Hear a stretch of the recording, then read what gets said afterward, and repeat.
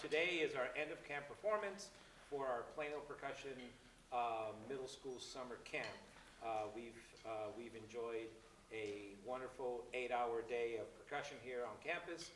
The morning session from 8 to 12 was our drum set camp, and some of these kiddos did the drum set camp and then stayed here after lunch from 1 to 5 and spent 4 hours every afternoon working on different facets of percussion, which we're going to showcase for you today. Want to take this opportunity to welcome or introduce the rest of our staff. Standing back there, the man in black, Mr. Corey Tex Bosley. Let's give him a round of applause, please. Yay. And the gentleman in the Ranger Sunday Baby Blue, Mr. Steve McDonald, also on percussion staff. And we've had the fortune to have two students here working with us, student staff members here work with us. One is a current student. She's a rising junior. She'll be here at the senior high school. Let's give a special thank you to Ms. Chloe Tovar.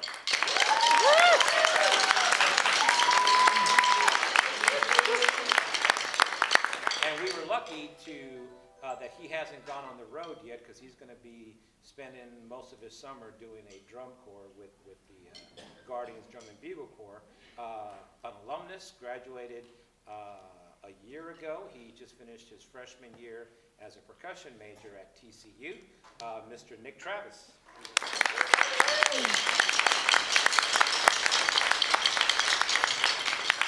So the camp was broken up into essentially the first hour were spent into, the students rotated between 3 20-minute sessions, and then the rest of the time spent into 3 one-hour sessions where they rotated between rooms and different facets of percussion that we were offering. So not quite the order of how we're going to present. This is some of the stuff that we did do. We have the 7th and 8th graders combined. The camp members were broken up into 2 groups, a group of 7th graders and a group of 8th graders. So it equaled about 10 and 9 or 10 in each group. And so this is our combined group. They would, from the 1:40 to 2 o'clock block of time, they spent it with me the last 20 minutes of the first hour, working on technique with hands on drum pads. And so we're going to do a little something for you, a little demonstration for you. So we would start the session with a basic warm-up where we played 8 notes on each hand. Then we did a countdown and a count up. So if you want to join them, you can do that. If you can count, right? We can count. So 8, 8, 7, 7, 6, 6, 5, 5, 4, 4, 3, 3, 2, 2, 1, 1. So that was the countdown. And then the count up went in reverse. 1, 1, 2, 2, 3, 3, 4, 4, 5, 5, 6, 6, 7, 7, 8, 8. So we would start this every day as a warm-up. Ready? Set your hands, please. Count down, count up. 1, 2, 1, 2, ready, and.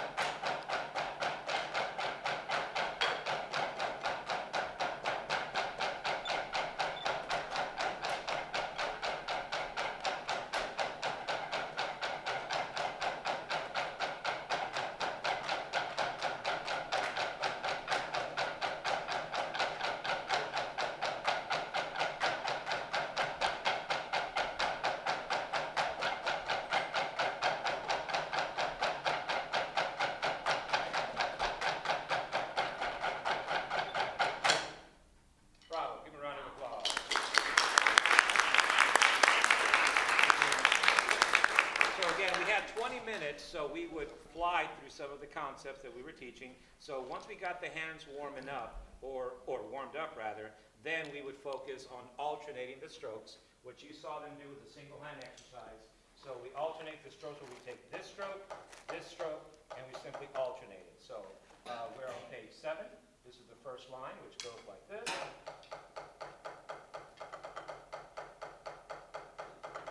So we have the single count of alternating strokes. Here we go. Set your hands, please. Potential kinetic energy position. 1, 2, first line. 1, 2, ready, and go.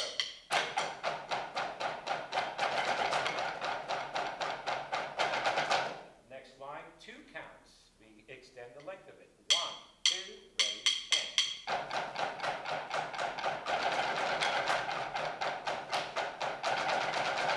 And we double that, so now we have 4 counts of alternating strokes. 1, 2, ready, and.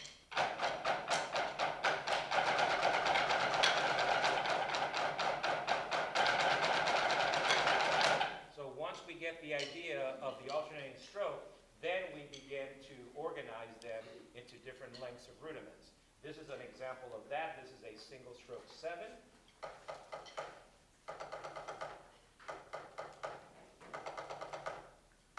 Here we go. This is page 8. 1, 2, set your hands please. 1, 2, ready, and.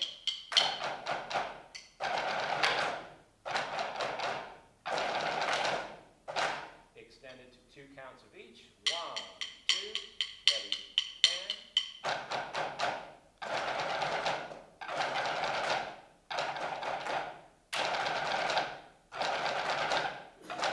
And extended to 4 counts, 4 patterns. 1, 2, ready, and.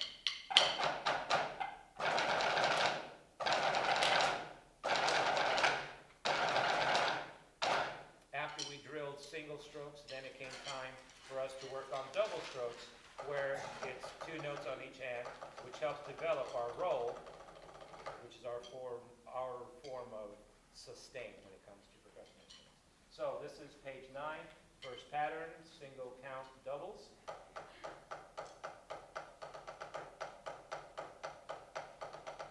1, 2, and 1, 2, ready, and.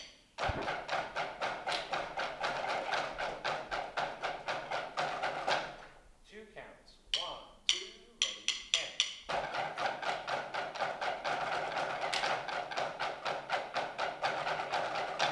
And 4 counts. 1, 2, 3, and.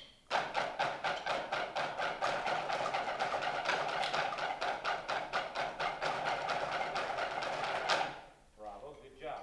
We take now the single strokes and the doubles and combine them, and we did a basic pattern that's called a paradiddle. This is where we introduced an accent as well.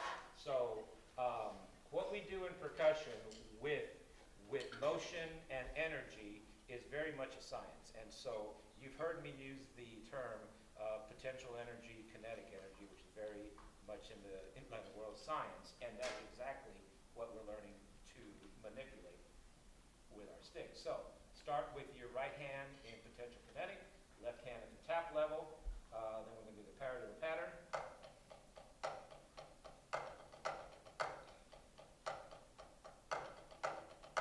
1, 2, and 1, 2, ready, and.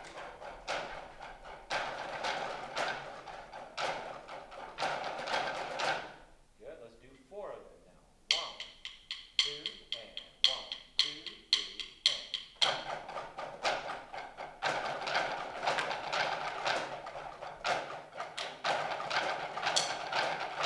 Before we do it one more time, just want you to pay attention that the skill of stopping the stick efficiently is a skill that takes some time to develop. Everything that we've done prior to that has been a very open, flowing kind of motion. And so stopping the stick involves a little bit more of a complex approach. So you can see how some of them are starting to really understand the concept, while some of them are still working through it. All right? This will be the last thing we do on drum pads. Here we go. One more time. The same paradiddle. 4 times, please. 1, 2, and 1, 2, ready, and.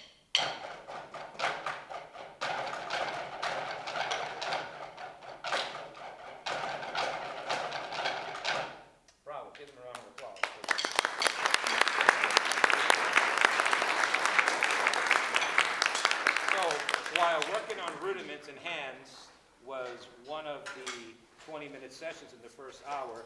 The other two 20-minute sessions dealt with playing on keyboard instruments and then working on rhythms. So I'll turn it over to Mr. McDonald, who will lead the 8th graders in the scale demonstration. Let's welcome Mr. McDonald, please.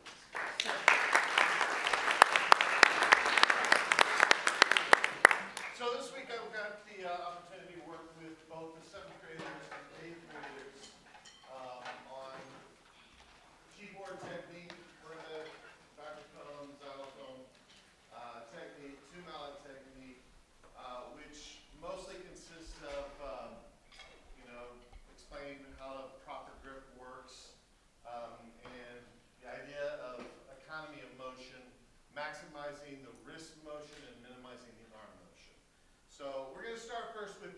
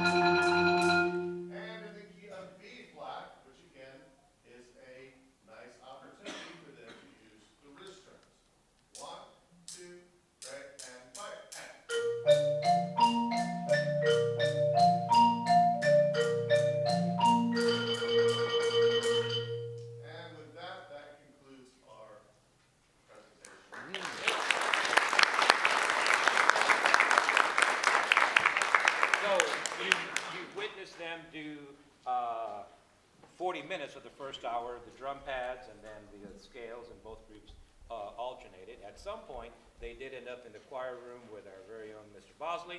So let's welcome Tex Bosley.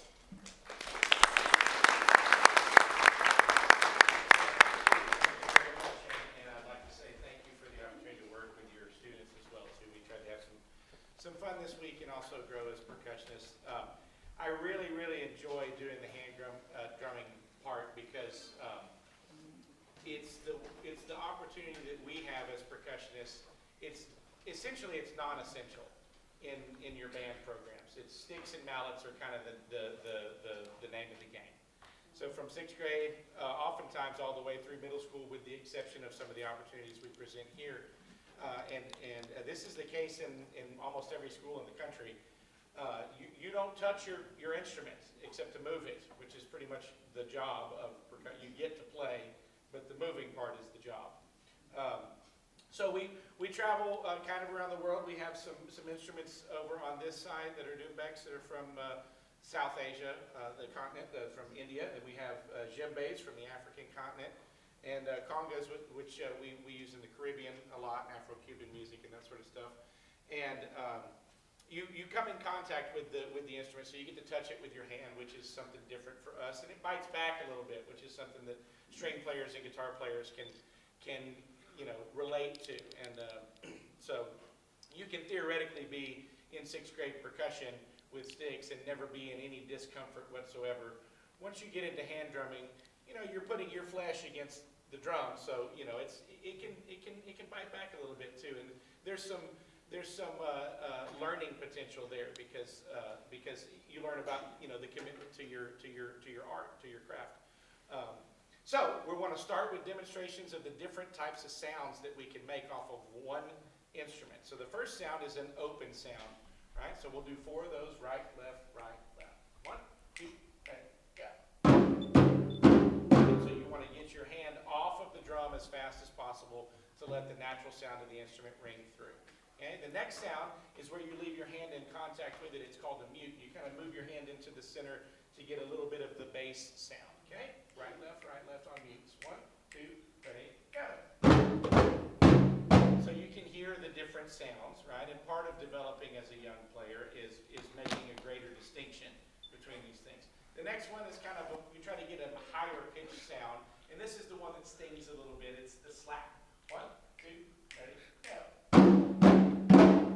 Okay, and then we have a sound that we can all make in a musical way, not just haphazardly. We're going to make a clapping sound, but we try to be super consistent with the sound of our claps. So you can join us if you'd like to. We're doing 4 claps. 1, 2, ready, go. So these are all sounds that are notated differently in the music. So your students are not only reading the rhythms on the page, but they're paying attention to the type of note that's there. The shape of the note is going to tell them which sound to make. And there's even a type of note that is probably one of our favorite sounds of all. It's the sound that really is the main divider between noise and music. And that is the sound of silence. Ready? Go. Oh boy. All right. So we're going to use some of that as well too. So we've got the open sounds, we've got the muted sounds, we've got the slaps, we've got the claps, and we've got the sound of silence.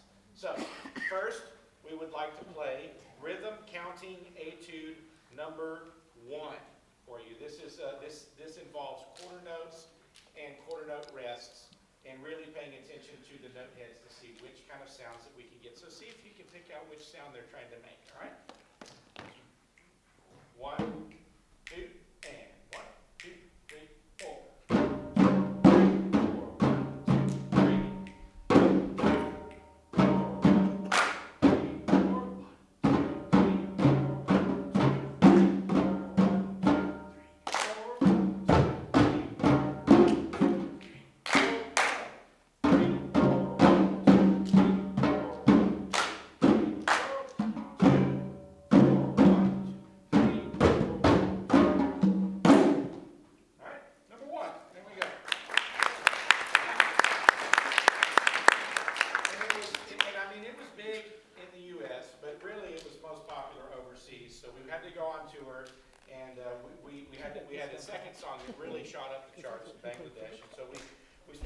time there, rhythm counting etude number 2. This one not only involving quarter notes and quarter note rests, but also involving some eighth notes. A little bit more complicated, and a dance hit. I think you'll agree.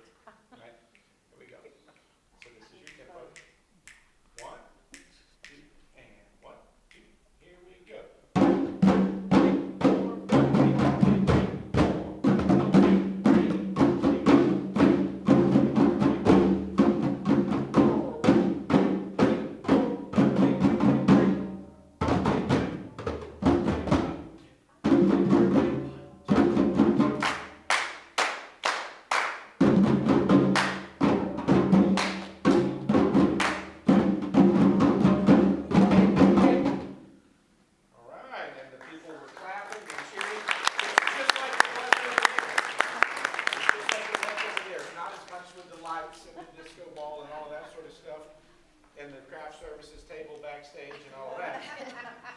But it was the clapping that we're familiar with it. We're using those sounds as well. So finally, the reunion tour brings us to etude number 3, and it's always the way that it goes. You have a strong hit, okay, and then it shoots up the charts overseas. So you have to get another one out there, and they're doing well with that. And then you go one step over the line, and the band has to break up after that because it wasn't as successful as the first 2, and everybody was kind of like, well, we're watching this other group now. And you see, we used the first one and the second one on the TikTok, and on this one, we're really very sorry. Okay, but we enjoyed it nonetheless, and this is where we get a chance to express ourselves using eighth notes and eighth note rests, still using all of the different sounds that we've. So we hope you will enjoy the last performance ever of etude number 3. Okay, here we go. 1, 2, and 1, 2, 2, ready to go.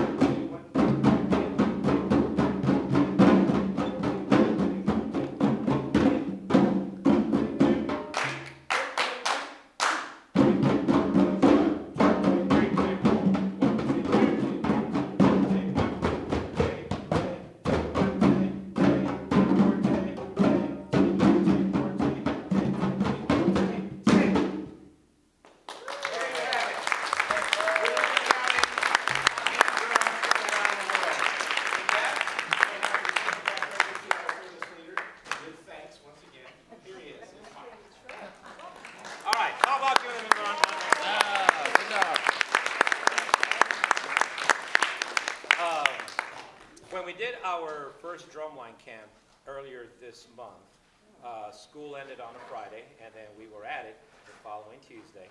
And because we had a combined camp here with 9th, 10th, 11th, and 12th graders, we had to remind ourselves that our rising 9th graders were 8th graders the Friday before. You know? And so, I mean, the fact that they were taking on all this added responsibility was awesome to see, and while it's very rewarding to see our rising seniors and our rising juniors and our rising sophomores, you know, take on more responsibility, it's really special when you see those rising 9th graders because, like I said, they were 8th graders just last week, you know, when this happens. So we get done with our technique portion of it, and then we go into our ensembles, the different varied ensembles. And the first ensemble that we're going to perform for you all is our percussion ensembles, where both groups did their own piece. And what is special about these kiddos here who were here doing the hand drums, these are our rising 7th graders, so they were 6th graders less than a month ago, right? And so their experience when it comes to being 6th graders is in the beginner class. You know, like the percussionists were in their own beginner class, and yes, they had a chance to do their beginner concerts, which meant that they practiced once or twice in like the week of the concert, and then they put that together, and then they did their thing, right? So what they are about to, the endeavors that are waiting for them as rising 7th graders is going to be the idea of playing as an ensemble with other instruments, you know. And so when it comes to this percussion ensemble, there was a lot to teach with, a lot to teach from, and I think you'll agree that they have done a wonderful job with it. One thing I want to point out is that they are used to, thus far, having somebody in front of them directing traffic, right? If there's one thing that we in this program want to do with our students is start the journey of them being independent.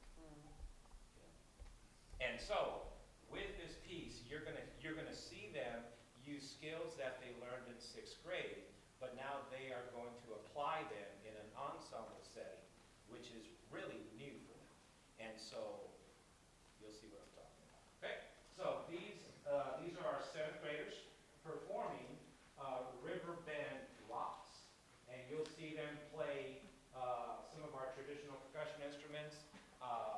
And again, in 6th grade, they do a lot of drum pad, a lot of snare drum, but as far as being symbiotic with all the other instruments, this is new. So enjoy their journey. Here we go.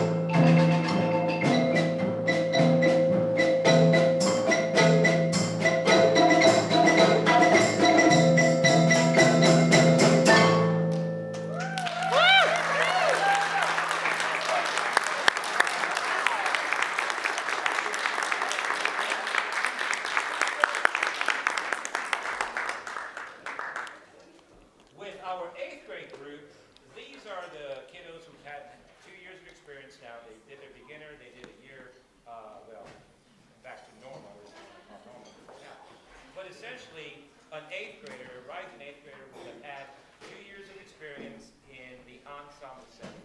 And while they do one percussion ensemble or so during their 7th grade year, during their wind band season,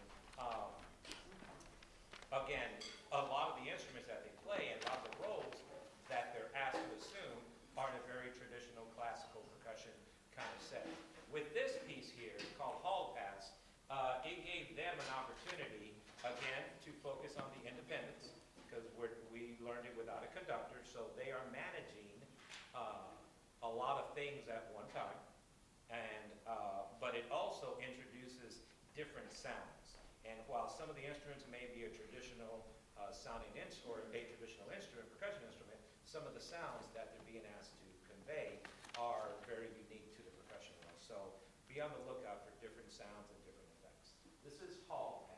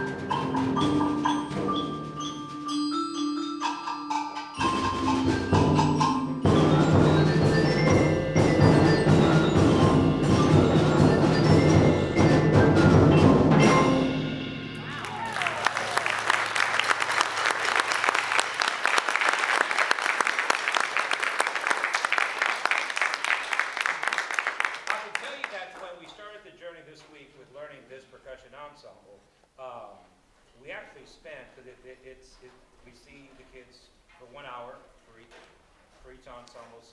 So on paper, we had 5 hours. But really, for that first Monday, we spent the first hour, the first session together, kind of getting to know each other by how we play. And so really, we didn't start learning the music until Tuesday. And today being Friday, what you heard from both groups really is 3 hours worth of work. And I think that that's pretty fantastic. Can we give them?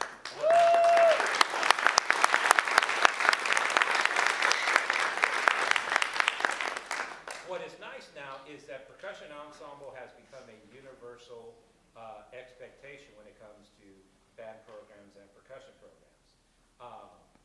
The Brazilian samba band, not so much. It's very unique to what we do here at Plano. And while there are samba groups in different, in different programs, we are very fortunate to have these instruments here and to have the pedagogy and the teaching available and the experience available for the students to enjoy. So, let's welcome back Mr. Tex Bosley and the samba group.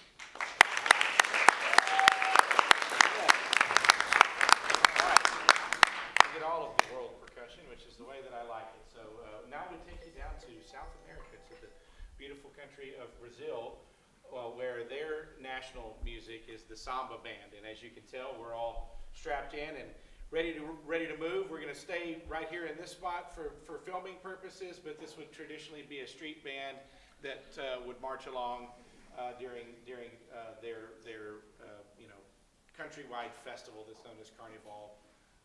And so we learned a lot about that. We actually didn't get started on these pieces until yesterday. So we kind of played around and familiarized. And I like to give each of the students a chance to go through and cycle through each of the instruments because they're all very, very different sounds and different techniques involved with playing each of them. And then basically random draw where I had everyone put their least favorite instrument, and then they got that, because as we all know, fairness is an equal distribution of unhappiness. So this one, we sure do hope you enjoy Samba Cat 6, and here we go. We're going to take it away. Get down there. All right.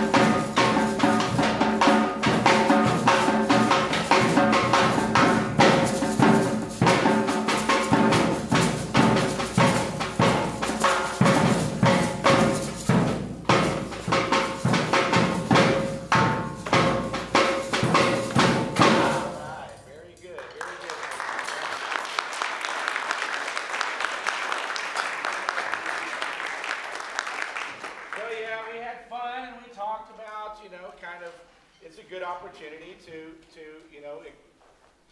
in the educational community, you're supposed to kind of tie some things together. And I'm not a great teacher, but I've seen a few of them.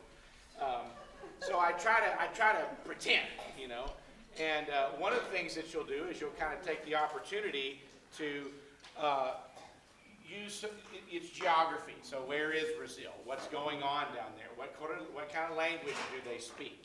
You know, what are the sort of Jeopardy like quiz items can we learn about this while we're also having fun and making music? And so some of the quiz items are just simply the names of the instruments that a lot of percussionists would otherwise be completely unfamiliar with. Okay, so here in the States and in a lot of places you would call this instrument a tambourine. That's not what it is. It's called a pandero. And it's significantly different in a lot of ways from a tambourine, not just the way that it's played and the complicated rhythmic aspect of it, but they actually sound a little bit different. And so they have a rhythm that we're going to demonstrate. This is 1, 2, 2, 2, open, open, 1, 2, ready, go. Last one. Ladies and gentlemen, panderos. No. And then we have an instrument that is ubiquitous. It is as old as time. It is an instrument that every single person on earth has played, and it was the first instrument they ever played, whether it was just a baby rattle, and it's got 1 million names. Even in a single culture, it will have hundreds of names for what we call the shaker, or in Brazil is called the cansa. So we're going to just shake it for you for a second here. Ready, and here we go.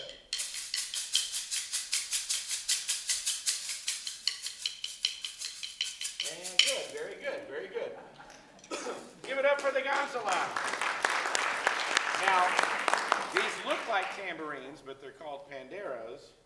These don't look anything like tambourines, and they're called tambourinos. Anyway, this is why you got to get some things squared away and be like, now we're not speaking English no more. We're speaking Portuguese now. So we have a rhythm that we'd like to demonstrate that's very common for the tambourines down here. So it's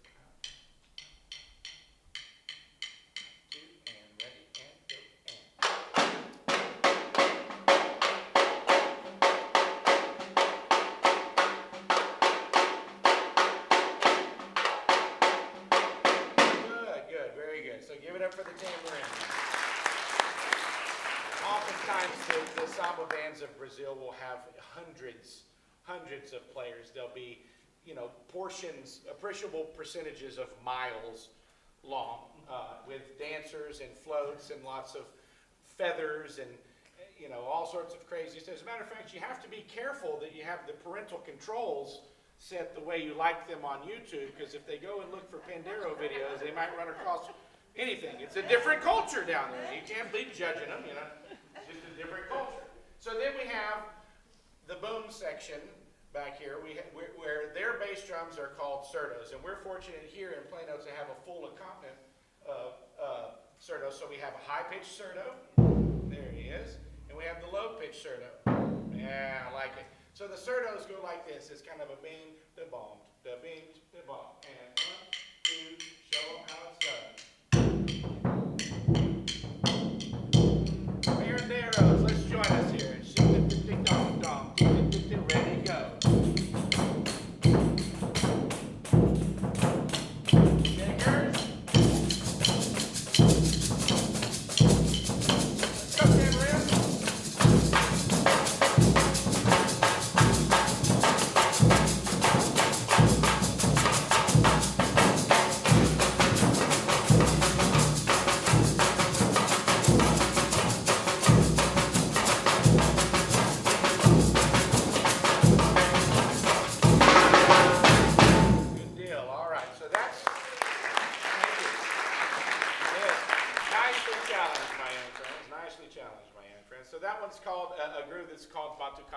And it is absolutely everywhere during Carnival.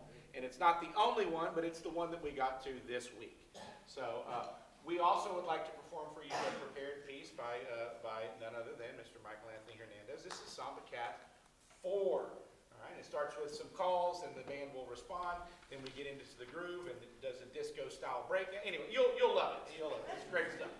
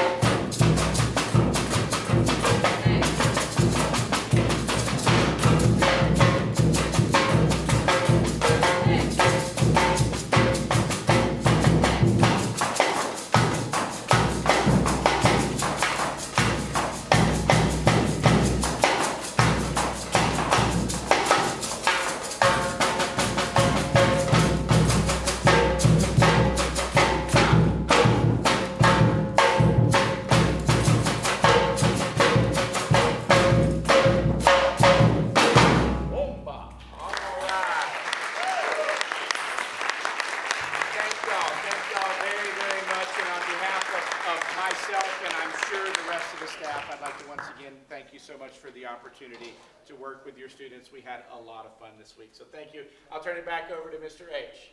What were you playing and the one that's on the ground there? Very, very good question. I'll let Mr. H explain it to you. I got another job to do right now. All right, so these two are kind of master drums. This is their version of a snare drum, but it's called a kasha. C-A-I-X-A. Kasha. So that's what, so you'll have this kind of serve as a filler. This is spelled repenique, is how you spell it, but because it's Portuguese, the R's have an H sound. So they're called repenique. And so a repenique, this is kind of a master drum. And so, like if you were to go down to Brazil, the most important person is the one playing this drum right here. Because they're the ones who have a samba whistle with them, and they have all kinds of calls and signals. And so as they're marching the group down the street, they will change patterns on the wind, or so it seems, but it's really this guy or this person that's controlling it based on a combination of whistle patterns and whatever rhythms that they play here. It really is fascinating. And YouTubing it is awesome, but just be careful. That's all I'm saying. We're very fortunate to offer these experiences for the students. We have one more experience that we offered the students, and that is the idea of the Caribbean Steel Band. Here at Plano, we call ourselves the Plano Pancats. And so if your students did the middle school drum line, you know that they had a chance to learn the drums just a little bit. And we called ourselves, as far as the middle schoolers, the Pan Kittens. Well, we gave the students a chance to experience some of the Pan Kitten stuff, but be aware that they have grown teeth a little bit and they have grown their claws a little bit. So what you're going to hear and experience isn't going to be what you expect. So it's kind of cool. So we're going to ask you all, you have two ways to move into the pan room, to the percussion room. You can either go through this door or go through the door in the hallway. We're not going to start until everyone is settled and ready to go. So don't feel like you have to run in there. We will wait for everybody to get situated. Okay? Please tip your waiters and waitresses. They were like, I know Mike. And I said, I'm sure you do. They all know Mike. All right. I'd like to turn over to the one and only Mr. McDonald. Mr. McDonald. So, this week, each group, the 7th grade group and 8th grade group, each had an hour, 5 days this week to learn the instruments and get a sense of how to play them. So we're going to start first with a little scale warm-up that the entire band plays in eighth notes, up the scale, down the scale, 5 notes, and then they play it through twice with eighths, and then the upper pans, the leads and double seconds, play it with twice as fast at 16 notes, while the bass players play a bass pattern, and the cello guitars play a comping rhythm, a strumming rhythm. So this is our steel band warm-up. Give me that. Here we go. And 1, 2, 1, 2, 3, and.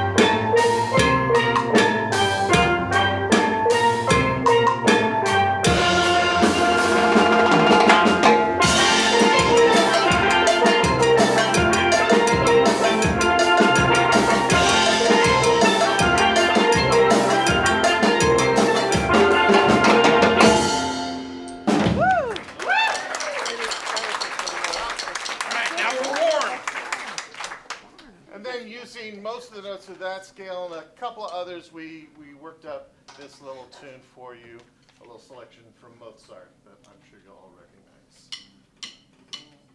1, 2, and 1, 2, 3, and. Start with us first. Remember that? Me? I did not remember that. 1, 2. 1,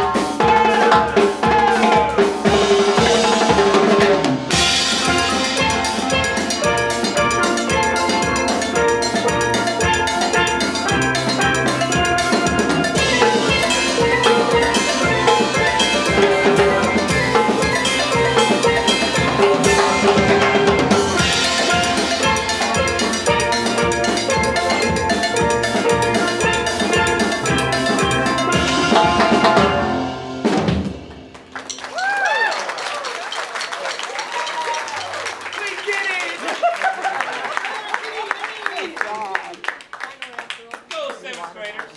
Finally, after all these years. So with the 8th graders, obviously they've had a little more experience because some of them have done this twice a year with middle school drumline. So we were able to not only do one concert tune, but do 2 concert tunes. So this first concert tune is actually the first tune that was ever played on a steel pan. And it wasn't even really a steel pan back then, it was just like a little paint can that they managed to get 3 notes out of. They 3 little dents, and they found out it could make sounds. So this was that tune. National anthem. All right? Doing it twice, yes? No? 3 times. 3 times. 3 times. Oh boy. Should we tell them? Should we tell them? Tell them? There's going to be a little surprise for you. Hope you enjoy the surprise. There we go. 1, 2, and 1, 2, 3, 4.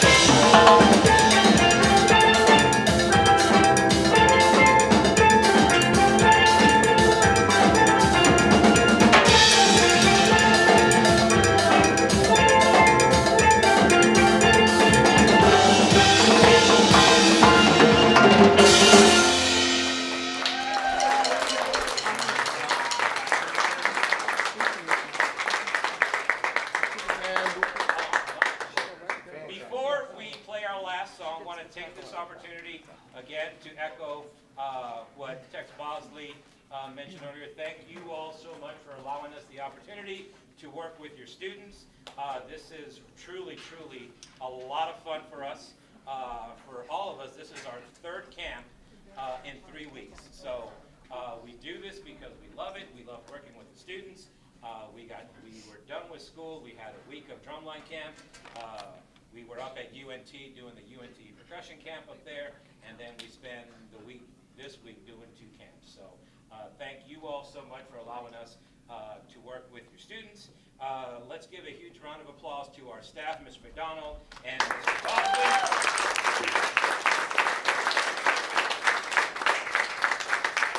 As well as our student staff, Chloe and Nick. Give them a round of applause. And yes, they were working, although they did find time to learn some pans and stuff and play with us, so we're grateful for that. So, thank you very much. We are going to ask that after we're done with our last tune, we need to borrow your students for about 10 minutes or so, because we need to, as Tex mentioned, in the real world, we love to play. We will play for free. You don't have to pay us to play. What people pay us for is to move equipment. So, at the end of the camp, we're going to ask your students for their help in bringing everything that's out there back in here and stacking and racking all the chairs and stands. I think if everybody helps, as far as the students, you all don't help the students, then we can be done in about 10 or 15 minutes. Okay, so thank you all. Mr. McDonald. Yeah, and this last tune is a traditional calypso that we added on Wednesday. So they picked this up, and we spent about half the rehearsal on it, and by the end of the rehearsal, they were pretty much jamming on it. So this is Limbo. Kids like music songs? 2 and 1, 2, 1, 2, 3, and.